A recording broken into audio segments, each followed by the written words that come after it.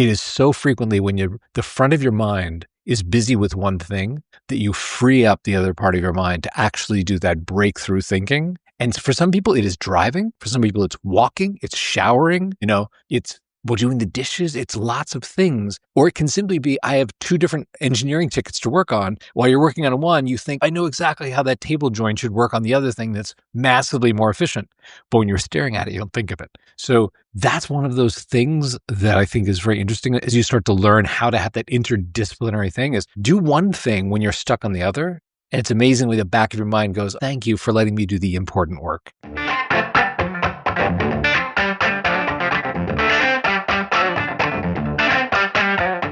Welcome to a new episode of Engines of Creation.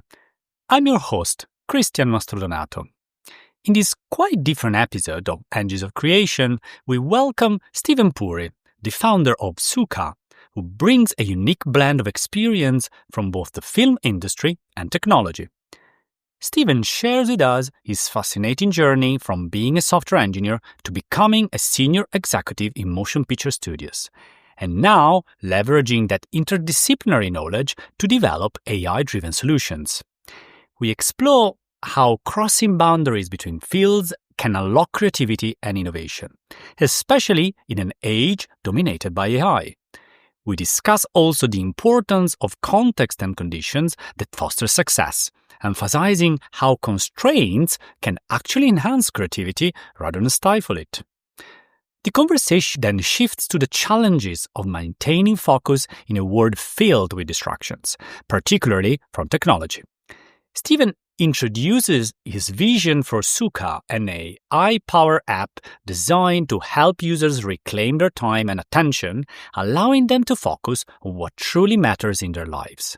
He shares insights on how to create a productive work environment and the significance of self-awareness in achieving flow states.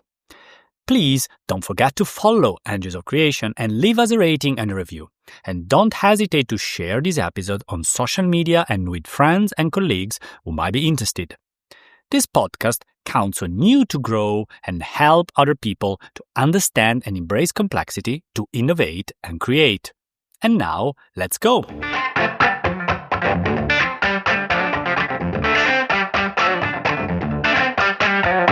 Hello, Steven. Great to have you here. We have today with us Steven Puri, who's the founder of Sukha. And I'm sure today we're going to have a great conversation with Steven, covering a lot of interesting topics that we don't always cover in this podcast. So I think today we're going to provide some very new insights. So, Steven, floor to you, first of all, if you can spend some time introducing yourself to our guests. It's fun to be here. I know you've had on some extremely smart people. I listened to, I think, Ricardo most recently, and I think also Luca. I listened to a couple of them, and very smart guests.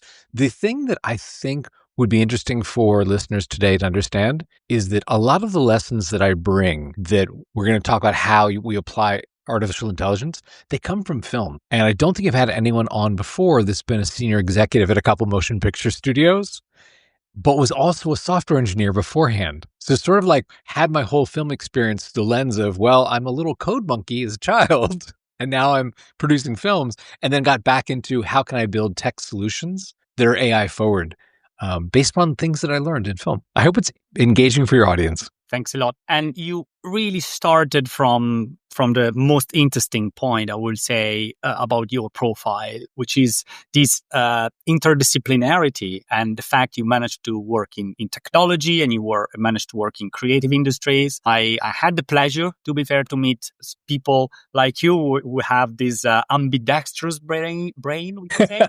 Usually you bring a lot of value to the conversation. So let me start actually from speaking of other episodes.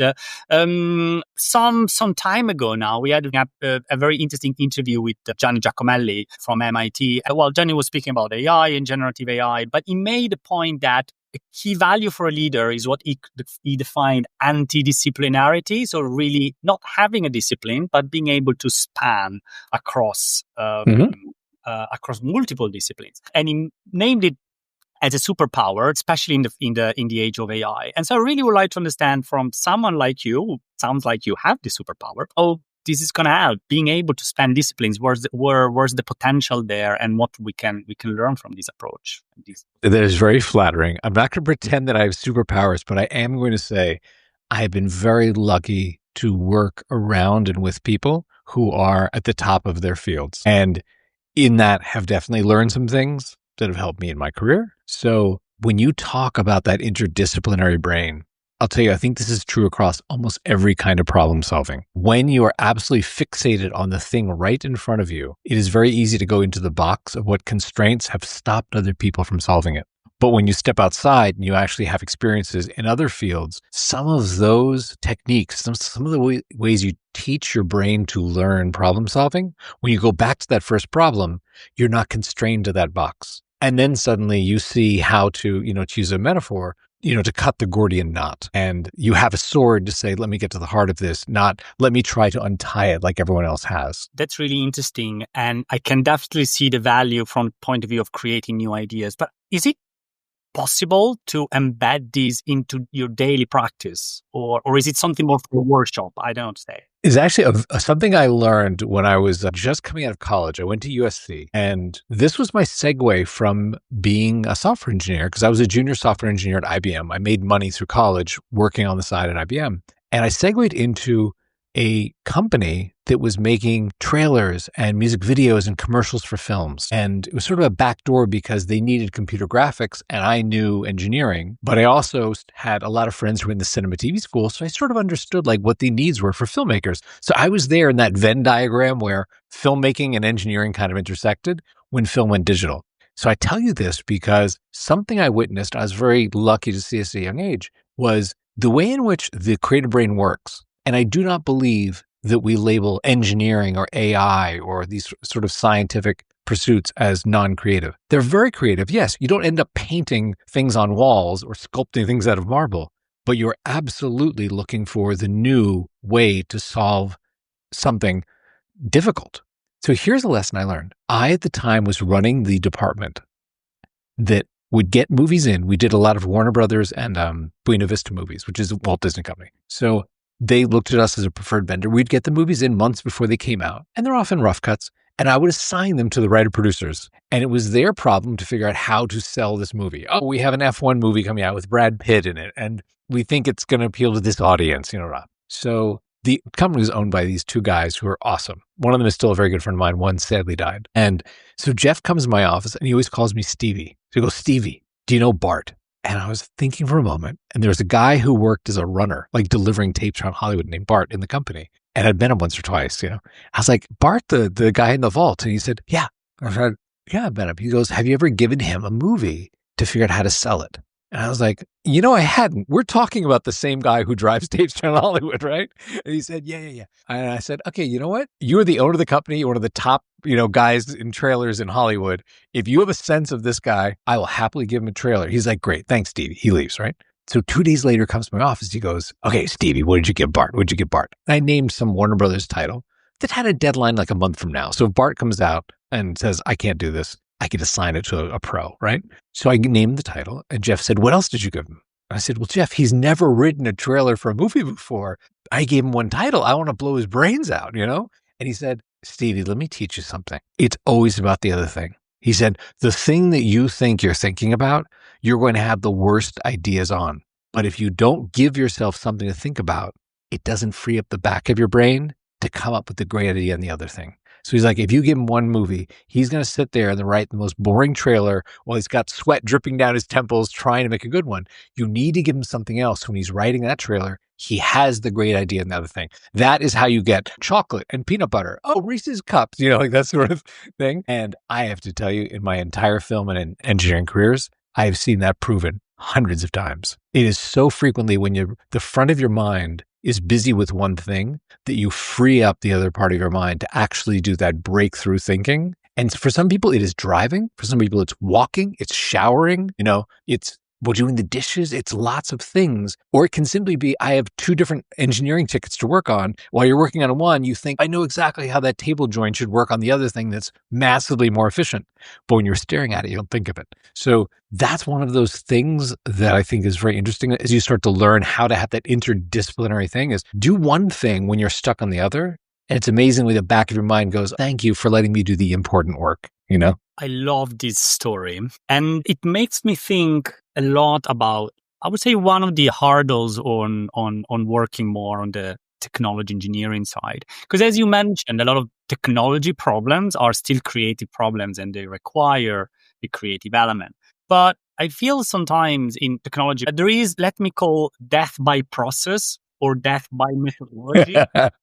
So you end up into a place where your creativity is sort of very much limited. While, yeah, you can see in other industries, these approaches are perfectly fine. Being in jobs, in the technical world, now no one is ever going to say something like that, and at least with the risk of being fired, or at least being seen as crazy, because now there is the right process and the right way to do that. Versus, again, what are the right ways to free up your mind, which can be sometimes, let's work on a task. I remember I was actually having a chat about that with a colleague of mine who stuck something. I said, listen, the best way for you now is to stop doing this and do something else and go back to that maybe tomorrow. And then you will find a solution, which of course he did, because it's very clever. It was just more about that. It was too stuck into the problem to see the solution at the moment. But yeah, sometimes we don't allow ourselves I would say, the technical engineering work, because we have to follow methodologies and we have to follow processes. And I think what I found interesting in your work is that, well, actually, sometimes there are methodologies and processes which kind of tell you to step outside of the box instead of stay inside of the box all the time. Christian, let me say this. You talk a lot about the context and the conditions that allow success, right? And whether you are an IC or whether you're a leader, you will benefit, your team will benefit if that context and those conditions are set intentionally, you know? And I think what you're touching upon is they're a set of principles that, when applied, allow every field to be creative, but often within constraints. And the constraints have a negative connotation. They don't have to. When you say I'm designing for, a mobile phone screen, there is a very limited amount of real estate, right? So it forces you to really think about the design. It forces you to justify every feature that is going to take one pixel. And sometimes that is incredibly liberating. It's almost like to say, I could write a poem.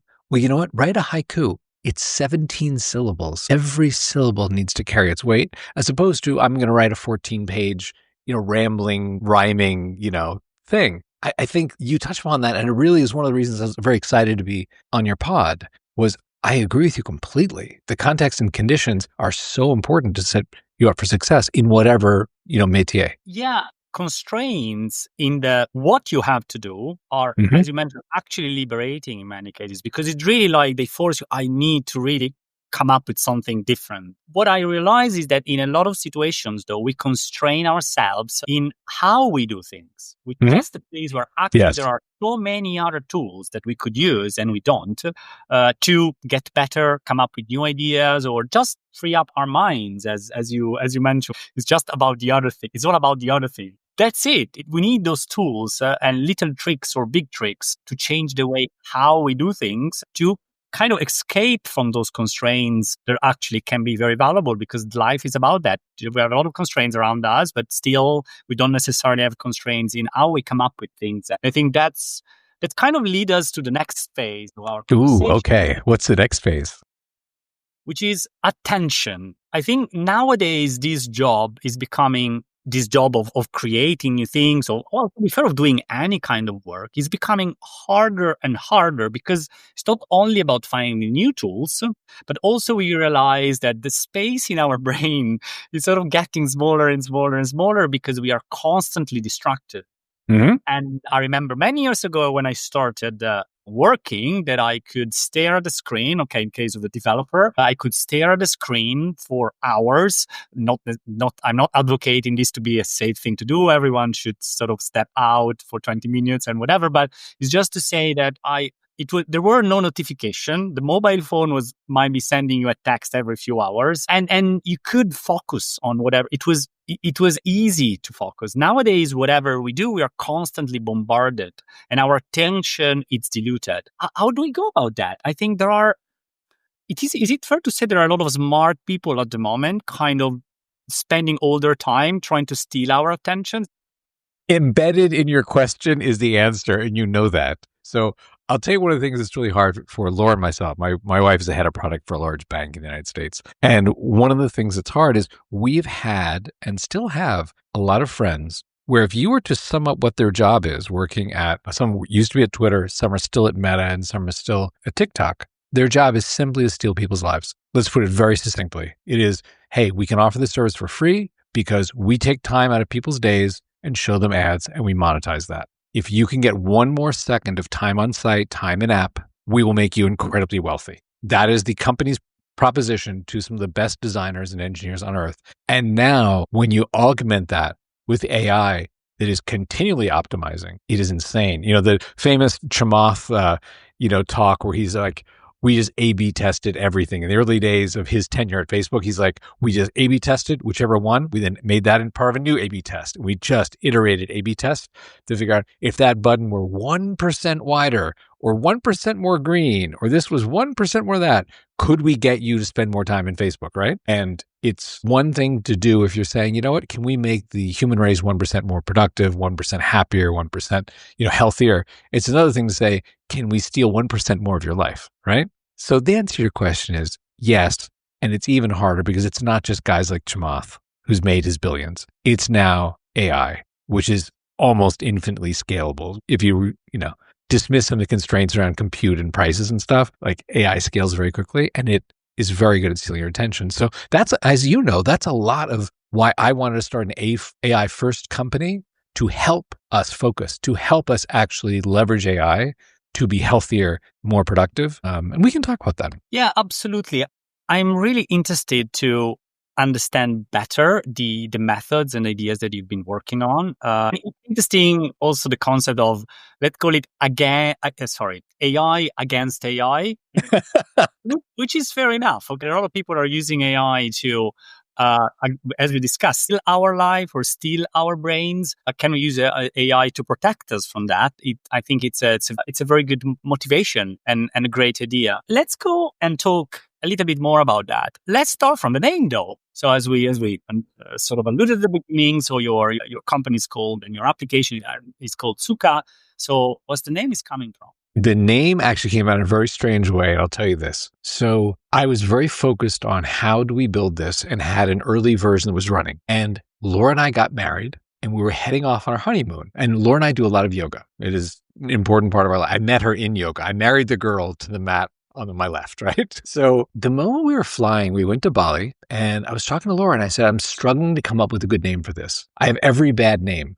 Focus app 14, flow state app. It's just terrible names. Okay. Again, the other thing, remember the other thing, right? So I was focused on this. I was coming up with really bad names. And I said, maybe this is a gift from the universe that I know the next 10 days, no one's going to bug me. No one's going to ask me about approving the stapler purchase or, changing the AWS settings or anything. So I asked her, would you be open if on the first day we get there, maybe I talk to 2 or 3 of our power members in these early days and just ask them, what do they like about this? And maybe that will guide my unconscious mind over the next week or 2 to say, oh, you know what should be called blah, right? So Laura's like, great, I'm going to the pool. You go have your little Zoom. I'll see you at dinner, right? So I had a couple of Zooms. And on the third one, I promised each member, I said, I'm only going to take 10 minutes of your time, really quick. So I asked all the questions, what's your favorite feature? Oh, I love the music. Oh, I love the AI coach that, stops me from being distracted. But it wasn't really that insightful, probably because my questions were not so good. So the third one was about 8 minutes in, and I was doing my wrap up. Like, oh, Christian, thank you so much. I really appreciate you spending the time with me today. And the member whom I talked to, who's still in our platform now, he said, Steven, you asked the wrong question. And I was like, oh, okay. What should I have asked? He said, you should ask me why I pay you. And I was like, you know what? I'm usually not that bold. Okay, but you asked, so why do you pay me? And it's only like 30 cents a day, so it sounds like a big deal. I was like, why do you pay me? He said, at 3:00, I can be playing with my kids. Or at 6:00, I can feel like, well, where the hell did the day go? He said, the difference is, did I open your app in the morning? He said, so my kids are 2 and 4, and they're not going to be that age forever. I pay you so that at 3:00, I could be spending the time with them, having the memories that I know I'm going to have until I die. And I was like, wow, that is more articulate than anything I've ever said about my own platform. Thank you. I'm going to let you go now. Go play with your kids. So I go to dinner with Laura. I was like, oh my God, I spoke to this guy who said this thing to me. And Laura, heard it and she was like, that's really good. So we were going to bed that night and she said to me, you know how in yoga there are a lot of Sanskrit concepts? Like we always talk about dharma and karma and, satya, truth and things like that. She said, I think what he said to you is he is part of this community, not because of the productivity. The productivity is just the path. Ultimately, where he wants to get is happiness. And that happiness of feeling self-fulfilled is called Sukha. She's like, that is the term we hear all the time in yoga. She's like, I think that's kind of what you're going for. And I said, okay, great. And then from bed in Bali, I bought the domain, the Sukha company. And that's how our company got named. It's a beautiful story. Thanks for sharing it. And yeah, I think it goes exactly at the heart of what you're trying to do. But I think many people are trying to do in their own life Yes, without. true. How I can find myself a lot of time thinking about, okay, how can I use my time better? How can I have more time for my family? Yes. And it is a personal journey, definitely. But I think if you look from that perspective, it sounded like a good investment for your customer. So let's go down, start diving a little bit more into, okay, so how do we do it? How do we get back control? I think that's in that sense what we really want to do here. So how do we can get back control of our own minds and our own lives? Okay. So I'm going to share some things and let me use that old Isaac Newton line about if I've seen further, it's because I stood on the shoulders of giants. Okay. So if you go and you read, there are a lot of smart people who have written the subject. And I think some of the best books for me have been Mihai Csikszentmihalyi's book on flow and flow states. Some of Near's writing and James Clear, and definitely deep work by Cal Newport. I basically read like the top 12 books and thought there is a lot of similarity between what they're saying. They have different words, they sell you their framework with their words, and once you ignore the lexicon, but you say, what are they deeply saying? It comes down to the same 5 or 6 things around how do you focus? How are you healthy in your focusing? How is it repeatable? And how do you ultimately get to that feeling of, wow, I did something meaningful. I feel good about it. It was time boxed. I stayed on task. I wasn't distracted. I didn't open my phone and scroll. I didn't open YouTube, things like that, right? So here's what I think is interesting. You talked in an episode with Ricardo at Northeastern about AI, and you sort of got on that topic of, is AI just going to do our job for us? Is that really like the great use of AI? And the way I thought about it in designing this is, if you were like Usain Bolt, hiring a robot to run the race for you is not interesting. It's not interesting to you as Usain. It's not interesting to me to watch you run. That's not how I want to use AI. The way I wanted to offer you to our community is more like, how can we amplify? How can we help you overperform? So it's more saying, hey, you know what? We spent a lot of time making the best shoe for you. You might shave a second off your time. You are a great runner. You are going to run, but we're going to give you a better shoe. We're not going to use AI to make a robot to run for you, right? And that is deeply what we wanted to do. Is I looked at the problems that I have. I realized in talking to hundreds of people in our community over the past few years, what are the common problems? And I'm going to tell you, they are not secrets. They're very obvious. It is like that member told me. I've heard that from so many others. At 6 o'clock, some days I feel like, where the hell did the day go? How is it 6 o'clock and I didn't get my stuff done? And we tell ourselves that live, well, I'll get up early tomorrow and I'll finish the stuff I didn't get done today. I'll get a jump on the day and then I'll do tomorrow's work. And you end up like dominoes, just pushing the work day into the next day, right? It's a lie. It doesn't actually work, right? Another thing is the cold start problem, which not as many people talk about. And I'll be very honest, this is a problem I have. This is one of those, I wanted to solve this because I'm broken in this way. And that is, sometimes in the morning I would say, oh, I'm going to get started at this time, 8:30, 9, 9, whatever time, right? And I'd find that I wasn't actually getting started at that time. I would, at that time, have a moment of, well, I should go through my emails and just like clean out my inbox. Or if I'm at home, I'm going to do the dishes from last night, or I'm going to throw in that load of laundry so it's going while I'm working. And I didn't really get going for half an hour. And that procrastination, when you dig down deeply into it, it's very often about overwhelm.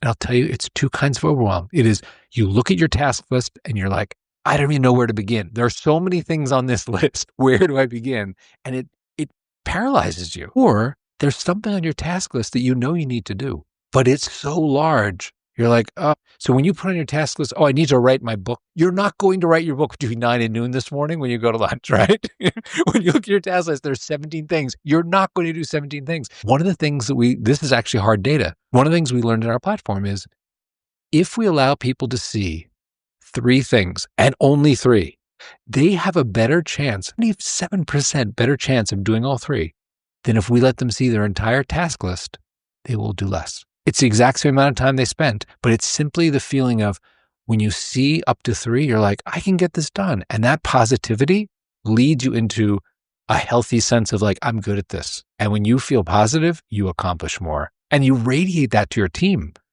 When you're a leader and you want to have a team that's high performing, you want a high performer there to inspire other high performers, not make the rest of them feel bad. So I say all this because you asked me a wonderful question, which I love, which is we basically looked at what are some actual concrete problems, hard to get started in the morning.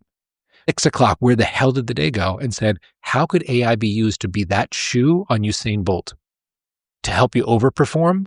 And that's what we built. We built a smart assistant. It's an LLM, tuned for this exact thing to say in the morning, hey, what are the 3 things you need to get done?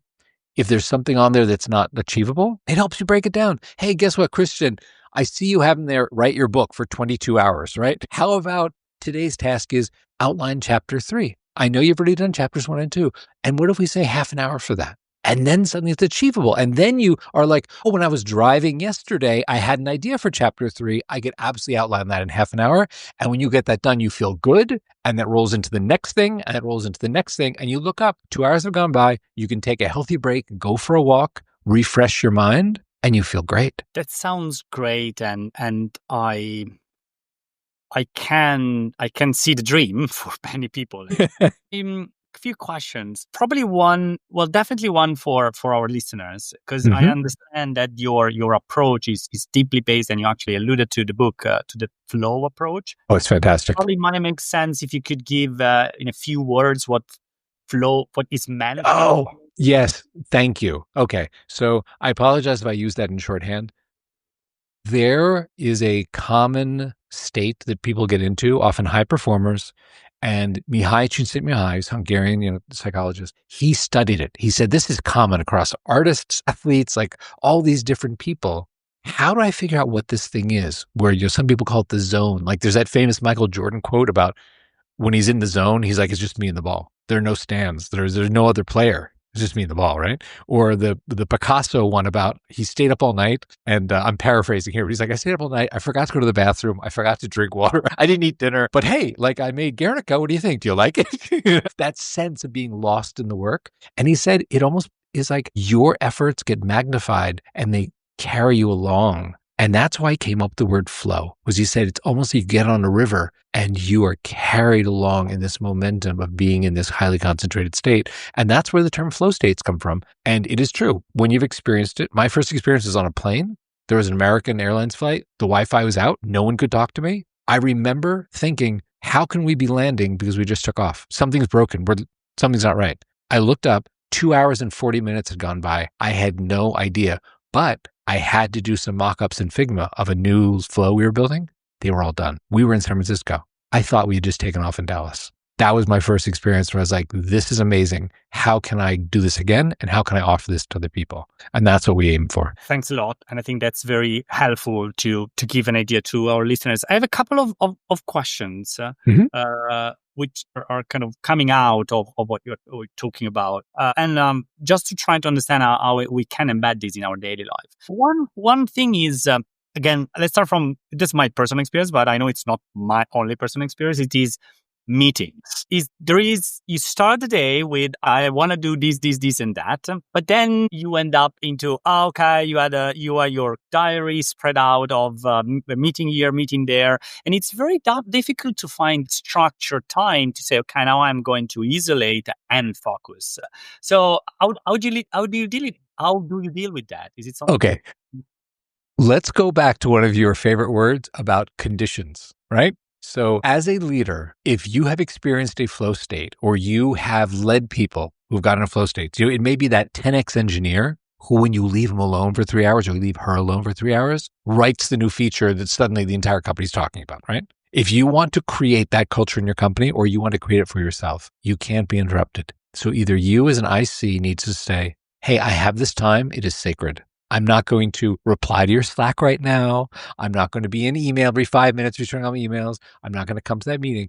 I need you to respect. I blocked it out of my calendar. Now, I'll tell you, in my company, I block out every day for all of us 9 to noon. Nobody talks to anybody 9 to noon. It is sacred time. And we built into Sukha a feature where when we start our session, when we get to hear the music and the AI coach guides you all that, when you start, it goes into your Slack and sets you to a way with a little message, I'm in a focus session. That way, if people do message you, they're reminded, oh, that's right, he's not going to get back to me until, his focus session is over, right? So there's no weirdness, why did you ignore me? It's like, oh, that's right, he's focused. So if you as a leader create that culture of saying, hey, let's do our deep work, you can enable that. That's a great condition. It's also self-knowledge. And I'll tell you a Hollywood story, which you might enjoy. There is a famous screenwriter, Academy Awards and all that. He wrote Rain Man and, My Best Friend's Wedding and Amelia and a bunch of stuff. Ron Bass. He's an attorney turned screenwriter. He famously does not talk to his family in the morning. He wakes up, he's not even say hi to his wife, good morning to his kids, goes to his office like 5-ish in the morning and writes for several hours. And then he comes downstairs and can do hey, what do you want for breakfast? Let me get some cereal. Because he said, I know myself now. If I talk in the morning, I can't hear my characters. So I need to write dialogue. When my characters are talking in that movie, I need to write that before I talk to my kids or talk to my wife or return an email. And that's just self-knowledge. And that is how you get the scripts where you do get Brad Pitt, Tom Cruise, Julia Roberts, Dustin Hoffman to say, yes, I will be in this movie because the dialogue sounds like that character. And that is something I would love, for your listeners to benefit from is when you start to understand yourself that way, you can say to your leader, hey, if you want the best out of me, this is what I need. Yeah, it makes a lot of sense. And I think in the end, I feel the key word getting out of here is discipline. Yes. And I think there is, you have to want to make this change. An application like Sukha can help you to do that, but you have to put in the efforts and the discipline to make the change. No one can do the work for you. We try to make it easy, Christian. We try to make it easy, which is when you're running, you have a smart assistant. Yeah, that reminds you. Sorry. Yeah, if you open up, YouTube or Facebook while you're working, your smart assistant will come in and say, Christian, do you really need to be in YouTube right now? And you're like, maybe I don't. Because you're right, discipline is hard, but it's nice when you have a friendly voice. It's like, hey, why don't you pick up your phone later? If you pick up your phone while you're working, your assistant will be like, do you really need to be texting right now? And it's little things like that that keep you on track. And that's how you get to 3:00. I feel great. Instead of 6:00, I'm upset at myself. I love this example because it leads me also to another question I had, which is the device experience. Mm-hmm. In the sense that it is also fair to say, of course, you can have a lot of interruptions from a desktop computer. Yes. But it is also true that in particular, phones are designed to distract you. So how did you manage to sort of work through this device conundrum? Okay, can I tell you something stupid I did? Okay, so an early version of this, we had the exact same thesis that you just had, which is, the phone is such a distracting device. All of our friends who are mobile app engineers, they're just working to steal your life through your phone, right? So we had this. So we thought, what we're going to do is we're going to create this beautiful native app in iOS, in Android, that people are going to download from the app and the Play stores, and they're going to run. Right? Oh my God, did we waste time and money? It was the adoption. If the adoption could be less than 0, let us say less than 0, right? And when we dug into it, we realized people were not looking so much to run Sukha on their phone, but what they're looking for is a way to say, hey, you know what, can you just nudge me if I get in that procrastinated mindset or that distracted mindset and I pick up my phone because it's easy, right? Because sometimes when you're staring at the hard thing in your laptop, it's easy to say, well, I'll just check my phone for a moment and scroll. This is what we did. All we did in the desktop app is there is a QR code. You can point your phone, tap that code. It opens a website on your phone. Because that website is open, a mobile version of Sukha, if you background it, in other words, you go into WhatsApp or you go into Facebook or Instagram or TikTok, whatever you use, your smart assistant knows because it says suddenly, oh, hold on, the website on the phone is not foregrounded. You're messing around, aren't you? And it knows to ping you. And then you have the choice. When your assistant says, Christian, do you really need to be on your phone? Then you get to choose. Do I want to have 3 o'clock or do I want to have 6 o'clock? But it makes it a mindful choice as opposed to what all of the app designers try to do, which is just suck you in and then keep you there for hours.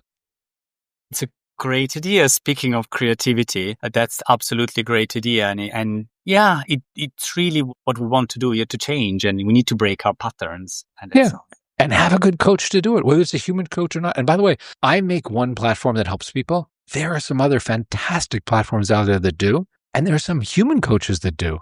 And it's just finding the one that works for you so that ultimately you can do what you're meant to do in your life, which is that idea of like, what is my karma? What is my dharma? What is my duty in life? And when you're executing on that, you just feel good. And you feel good. You radiate it to others and you change the world around you. You know? Absolutely. Absolutely. And I think thanks a lot for this beautiful explanation and overview of Sukha and how it works. And I'm sure there are a lot of interested listeners, or at least because all of us, I guess, we're going through similar struggles. And I think at least it's important to spend some time thinking of how can I get better? As you mentioned, it doesn't necessarily need to be your app, but I think this conversation is very helpful to help us stop for a second and think, okay, how can I do that? Can I focus more? Exactly. And give the time to the things that matters to me. So that leads kind of nicely to my last question, the question I ask all our guests. And it is, what are for you the characteristics of a leader who embraces complexity? I would say, having been an IC and having been a leader, is that as much as we are technology enabled, technology integrated, that there is nothing like someone who understands the dynamic between humans. And you could be, and this happens, I'm sure you've seen this, is sometimes you can be the best engineer and you get promoted to the point where you're an engineering manager and you move up, you're VPE, but you will fail in that job. Like you will not be good at that job if you don't transition from, I'm contributing great code, I'm doing great code reviews, into I understand how great engineers are led, how they work, the dynamics. And whether you're a designer, I mean, I know you have a very, broad spectrum of listeners, but when you understand that the tools that magnify what we do will keep evolving, but hopefully at the core of it is still that sense of like, how does Christian get the best out of Steven? How does he lead Steven to feel what I did today was great and it was meaningful? That is really, for me, the core, even though it's just strange for me to say because I make a technology product. But for me, the core of that great leadership is knowing the tools will evolve and change, but understanding each person in my organization, that is how you unlock greatness in them. And that turns into greatness in the organization. I love this. It makes me think a lot about another guest of our podcast, Aki Arvinen, and he has a much more philosophical approach. But I think there is an element here of and you talked about design, or at least alluded to design, of really thinking how technology can serve humans, while over the last few years, it looks like we're more the other way around, how humans can serve technology.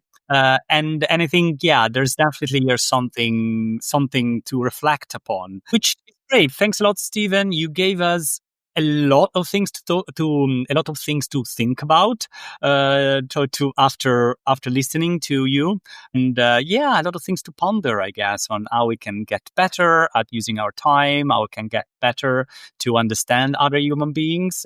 As I guessed at the beginning of the interview, it definitely sounded something different. And it is, I think, something very valuable that personally I'm definitely taking away. And I'm sure many others that will listen to this episode are going to take away. Thanks a lot. It was wonderful to be here. And let me just close by saying, if there's anything that I've mentioned that someone wants to know more about, what was that book you mentioned of Cal Newport's, or is there a blog post I can read about flow states or something? Please put my email address in the show notes.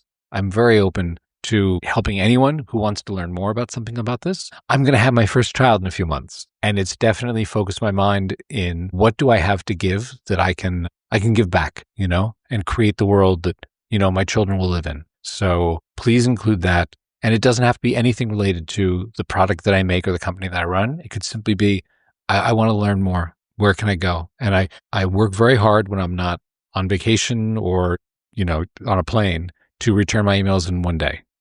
There won't be long emails. They'll not be, incredibly detailed. But if you want to know more about Mihai Csikszentmihalyi, you'll get a response. That's great. It sounds like a promise. And so I hope Matt will have the opportunity to write you and ask you more about all the interesting things you told us about today. So thanks a lot again. Thank you, Christian. Okay, have a great day.